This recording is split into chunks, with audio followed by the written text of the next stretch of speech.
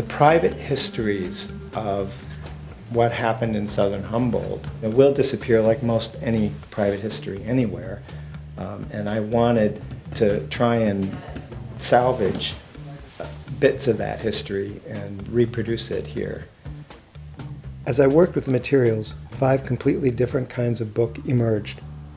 In the end, what I discovered was the story of the only American insurgency of its kind launched against the US government, one that actually succeeded. They're not like most books. They use the materials that are from that world, and they don't really try to be books that people who aren't familiar with the life can understand. They're not made to teach people about that. It's great if people outside or who haven't had any direct contact with that world can use it, figure it out, but that's not what I'm doing. Chronic Freedom is the series' main book. In addition to original writing, it contains a lot of media on the subject that I sometimes altered, in addition to 3 sections on individuals I knew who died.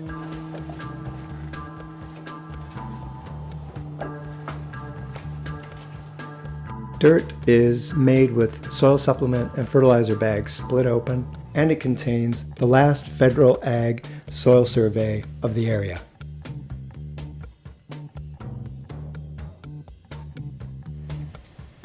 Three Books is a collage of the 3 publications that came out at the peak of the first media cycle on the domestic marijuana story in 1984.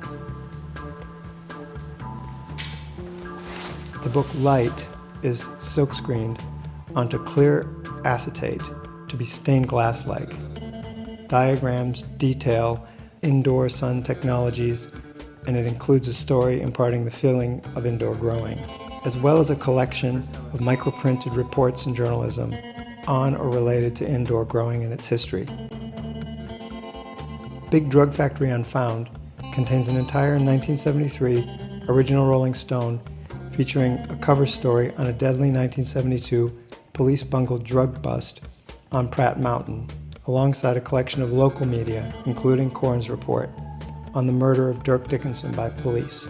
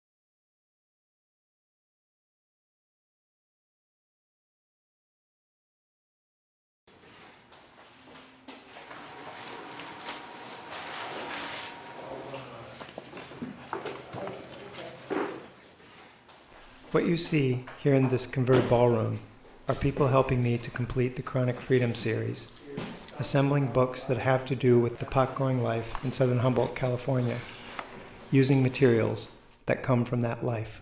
This is an Ed Rosenthal piece from the Whole Earth catalog, and so I just turned them into like light, you know. Amazing. That's phenomenal. Good.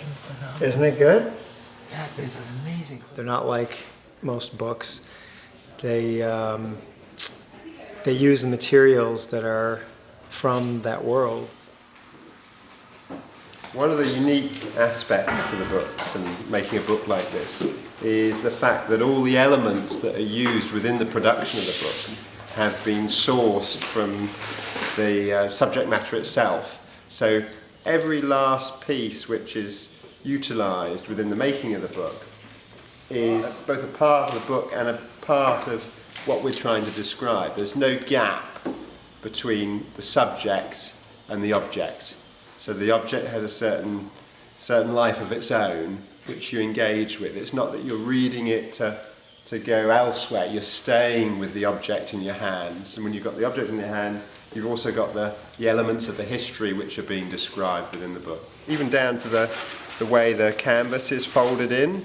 We've used baling wire, and baling wire is something which you regularly use to hold up fencing or just general everyday usage on maybe a homesteading place. So these are the covers for the dirt books, and you can see that this is pond liner that has been scavenged and it's attached to this canvas over here.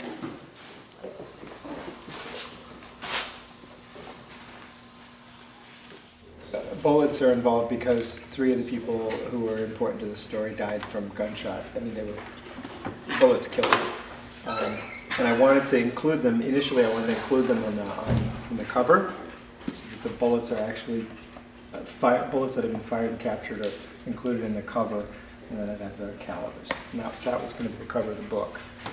Originally I thought I could even set up some kind of a jig and then fire bullets into bookboard so that they would lodge into the bookboard. That's as close as I got. I tried the same thing with entire books. Didn't have very good results, although I did manage on a couple of cases to get the bullets to lodge. Okay, right now I'm cutting out the back of the bullet housing to accommodate the bullet and the bullet block that I'm making to sew into the Chronic Freedom book.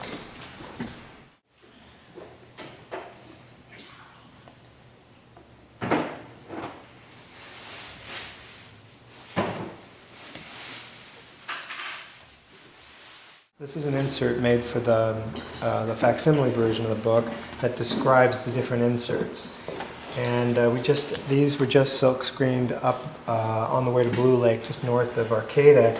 I just picked these up this morning, and there's a typo in the 3rd graph. And that wouldn't be such a big deal if we could get the paper at Staples or the material at Staples. This is all hand cut out of the backs of Stutz bags.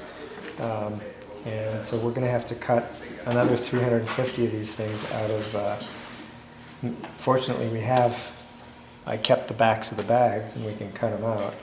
But what we sent them was correct. Somehow the I fled from between the 2 F's in the word fifth.